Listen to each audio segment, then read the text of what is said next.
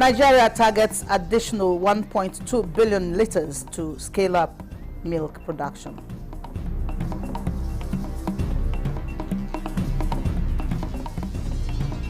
House of Representatives launches investigation into petrol charge for road maintenance.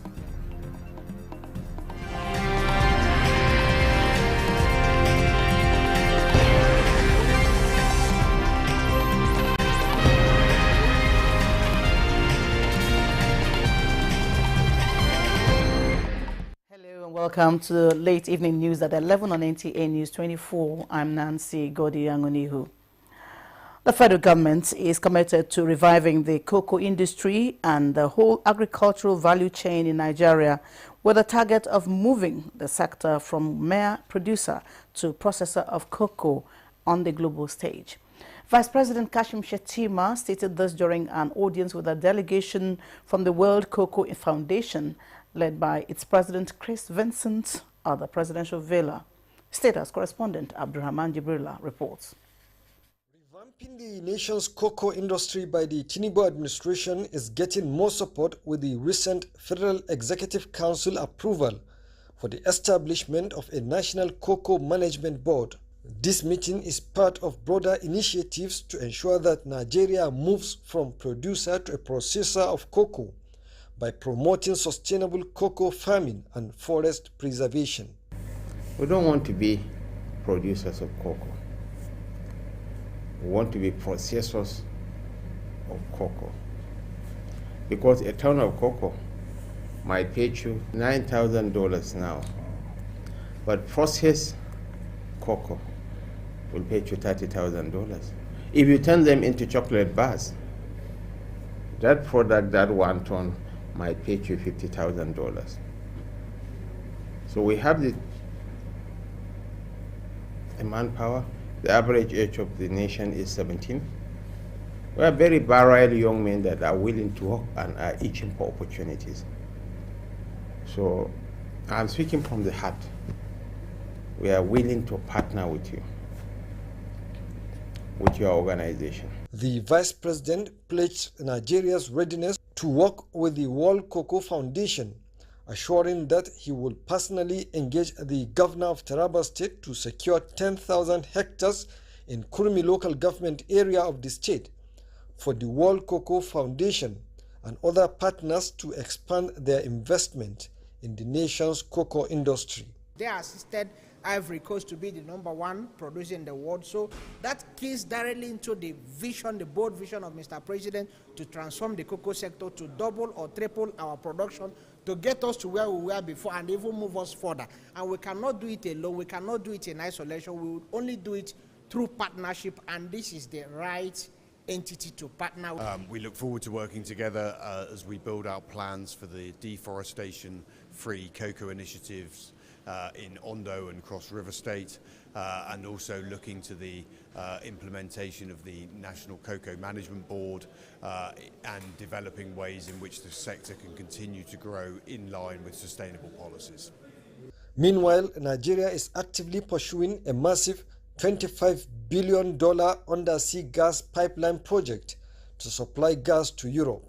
Vice President Kashim Shettima stated this during a meeting with the Vitol Group, the world's largest independent commodity trader, at the presidential villa, saying Nigeria's leadership transformation under President Tinubu represents an unprecedented opportunity for international investors. Vice President Shettima described Nigeria's gas sector as a beacon of stability and transparency amid global uncertainty. The Vice President urged Vitol to bring its considerable technical expertise and global influence to bear in advancing Nigeria's gas infrastructure and exports.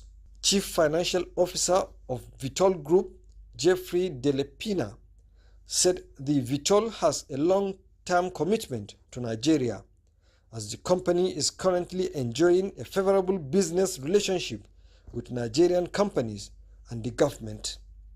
From the State House, Abraham Jibrila, NTA News.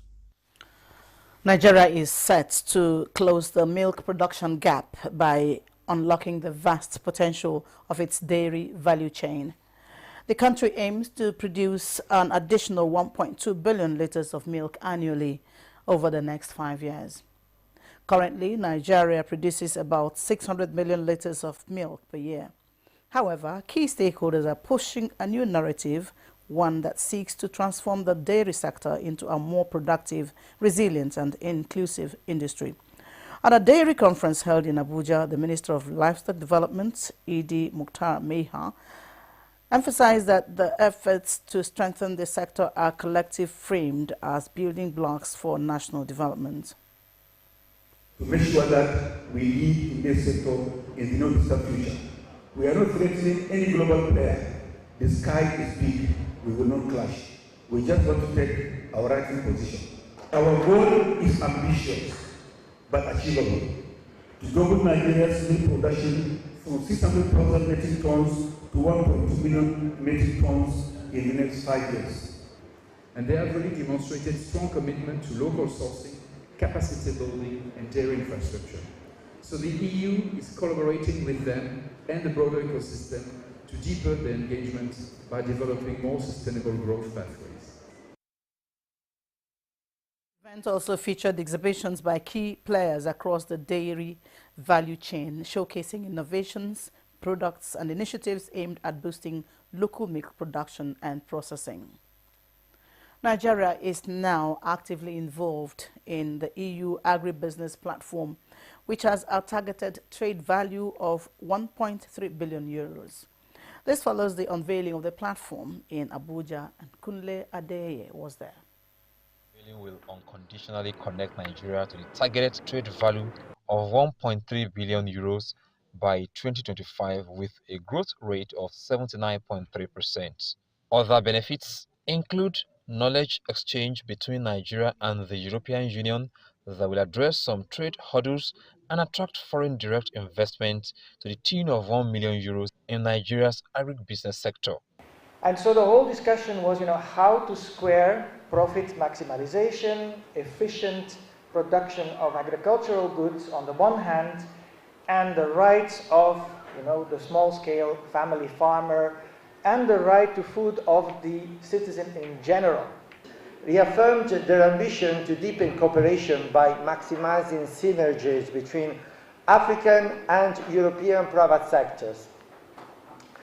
3 core objectives were agreed upon at that time, and they remain as relevant today as they were then. EU and Nigeria to create a platform, the agribusiness platform.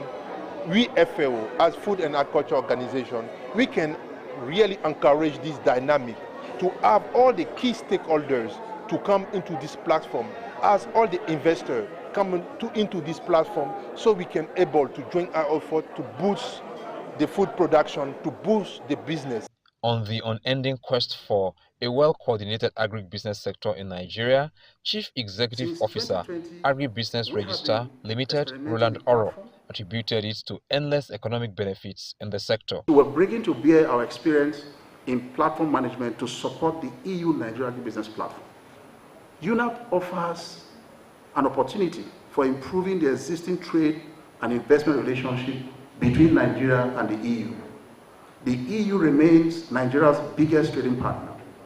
The volume of EU import from Nigeria was 21.1 billion euros in 2023. Besides the targeted Nigerian market, other stakeholders are unanimous that the entire West African sub-region will experience the agricultural renaissance. Kunle Adeye, NTA News.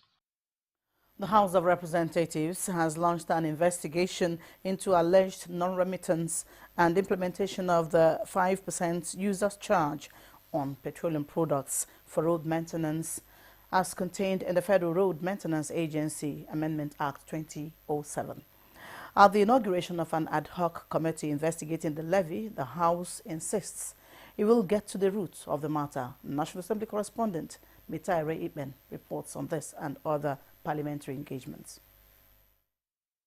Section 14 of the FEMA Amendment Act 2007 mandates the allocation of 5% user charge from petrol and diesel pump prices to the Federal Roads Maintenance Agency and the state maintenance agencies in the proportion of 40% and 60% respectively. Non-compliance with this provision by relevant agencies led the House to set up an ad hoc committee to investigate remittance of the levy.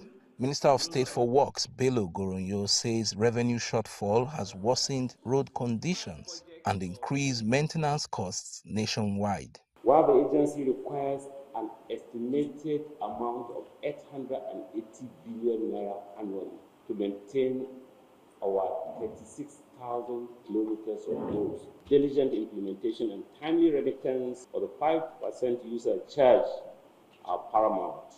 This law and every law made for our country will be obeyed. Ask the relevant questions and scan through the necessary documents to establish how much has accrued from the collection of a 5% user charge from the date of commencement of the law till the time of this investigation. The templates were not included in the pricing template that's being used, and authorities has not collected any money on it. Meanwhile, the House of Representatives has given the National Office of the West African Examination Council 24 hours to submit a detailed report on the glitches that led to late-night conduct of its English language examination recently. During an investigative hearing, WAEC officials attributed the glitches in some parts of the country to leakage of examination questions. Sincere, deep-rooted apologies for what happened in the conduct of English language examination. Monies were appropriated by Parliament for the conduct of this examination. We need to know the immediate and remote causes of the woeful conduct of the examinations. WAEC also admitted that the late-night conduct of the English language examination only occurred in Nigeria. From the National Assembly, Mitaire Ikben, NTA News. The Judiciary Staff Union of Nigeria, JUSUN, has embarked on industrial action with the Federal High Court chapter locking out judges, lawyers, staff and litigants from accessing the court premises. This followed the indefinite strike declared by its national body over the alleged government's failure to implement salary adjustment based on the new minimum wage of 70,000 naira and the payments of wage awards. At the Federal High Court headquarters located along the Shehu Shagari Way in Abuja, all entrance gates into the high-rise building were on the lock. The Court of Appeal and the FCT High Court in Maitama have been placed under lockdown with a banner labeled JUSUN on strike hung on the gate.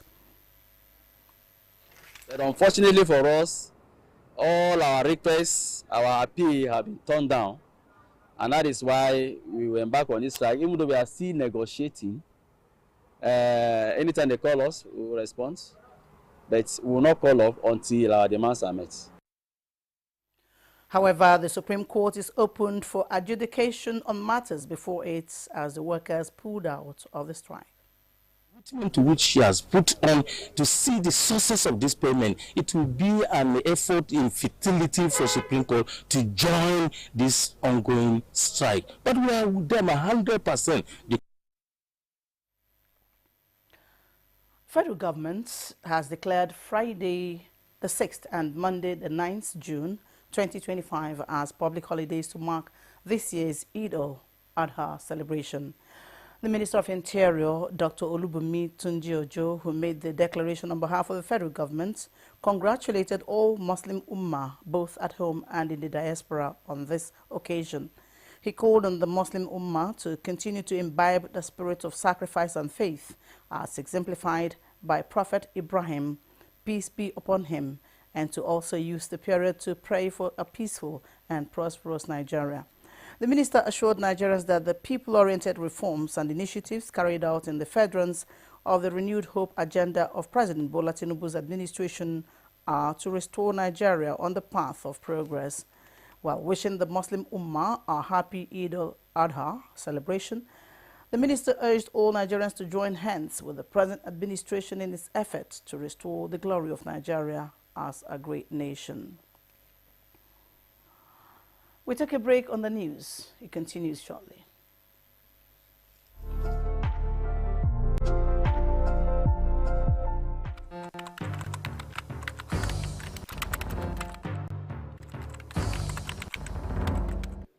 Pleased to announce encouraging news from the National Bureau of Statistics, which released the Consumer Price Index, the CPI, for April 2025 only yesterday.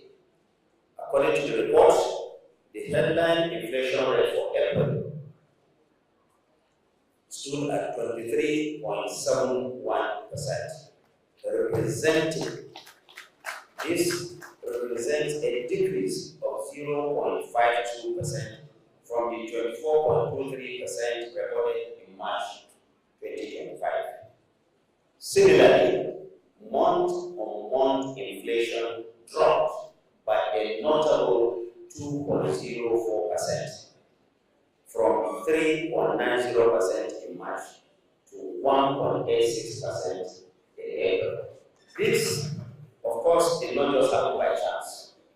The President is focused and is determined, and his determination and his interventions are clearly paying off.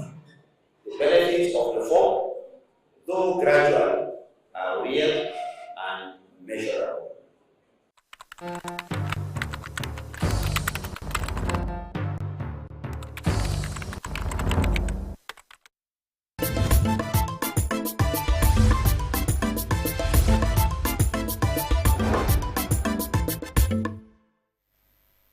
Thanks for staying with us.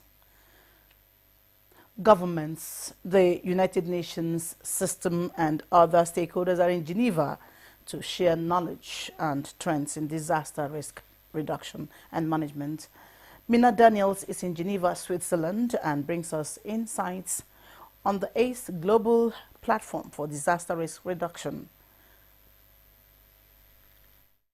Your observation is spot on, because indeed stakeholders are already on ground here at the Geneva International Conference Center to begin identifying gaps in the implementation of the Sendai framework for disaster risk reduction. A multi-level conversation by critical stakeholders, including head of the UNDRR. We provide partners the opportunity to network and exchange knowledge on the implementation of the Sendai framework 2015 to 2030. Access to early warning has improved, but on other targets like reducing the number of people affected, which means fewer houses destroyed, fewer livelihoods lost, we have not done well. Reducing economic losses, we have not done well. Reducing infrastructure losses, we have not done well. So how do we use the remaining 5 years to infuse a sense of urgency into achieving these? I think the Sendai targets are within reach. We should really do everything we can in these 5 years to achieve these targets. Meanwhile, the World Resilience and Recovery Conference is slated to provide priority actions to strengthen disaster resilience globally.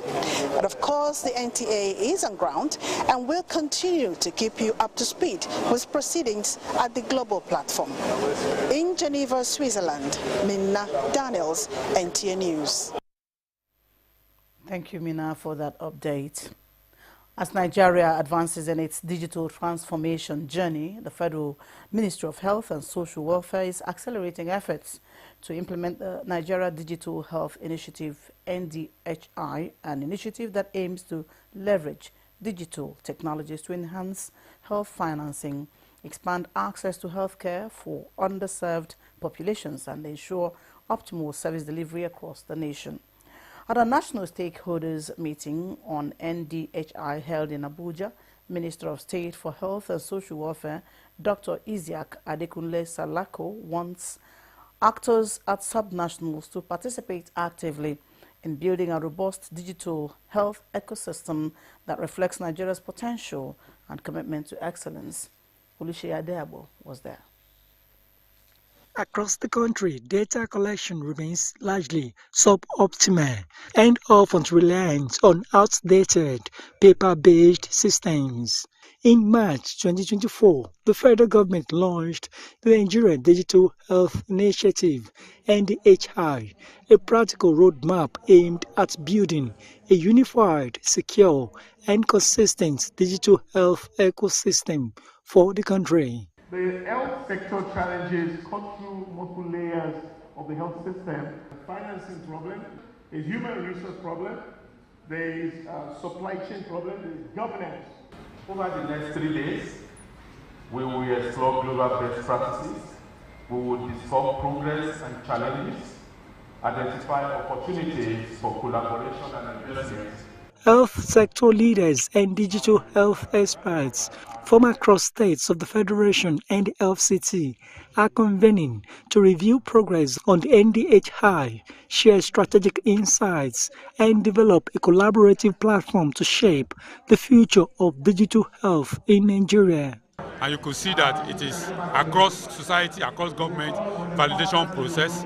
With that validation, we're then going to be moving to the level where there is now individual data repository, and there is going to be information exchange for healthcare systems, and we're then going to be going to a level where there is robust data analytics that's going to help us in decision making, in better spending.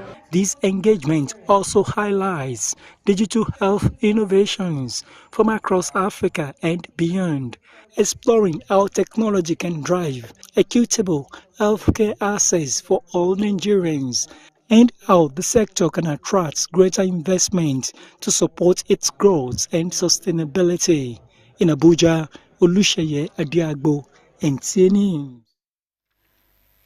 Ibrahim Abasko emerges hero of the 14th Nigeria University Staff Sports Association Soccer Tournament as his penalty saves helped Federal University of Transportation Daura clinch the gold medal in the tournament. Here are details. Stopping final at the 14th Nigeria University Staff Sports Association NUSA Games, goalkeeper Ibrahim Danjuma Abasko of FUT Daura became the unsung hero, pulling off an incredible triple penalty save to clinch the gold medal for his university. The electrifying match against Federal University Dosema ended 1-1 after regular time, leading to a high-pressure penalty shootout. Abasko's exceptional skill and ice-cold composure under pressure proved the turning point as he made 3 crucial saves to seal FUT Daura's victory.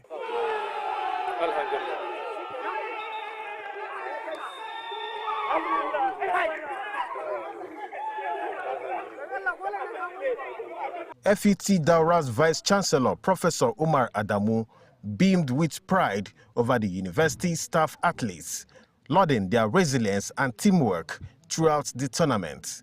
He also praised Bayero University Kano for successfully hosting the multi-sports extravaganza, which brought together over 1,100 staff athletes from 37 universities across Nigeria. In my university, to the team of the university, to the officials, from the director down to the coaches, and all those who supported the team, and not only the team, but all the contingents from the university. I say I am immensely grateful for such wonderful support and also for such wonderful performance. Abasko's penalty-saving prowess has earned him widespread recognition with 6 saves in the tournament, including 3 in the nail-biting final against Federal University Dosema. And with that report, we conclude the news. Thank you for watching. Bye for now.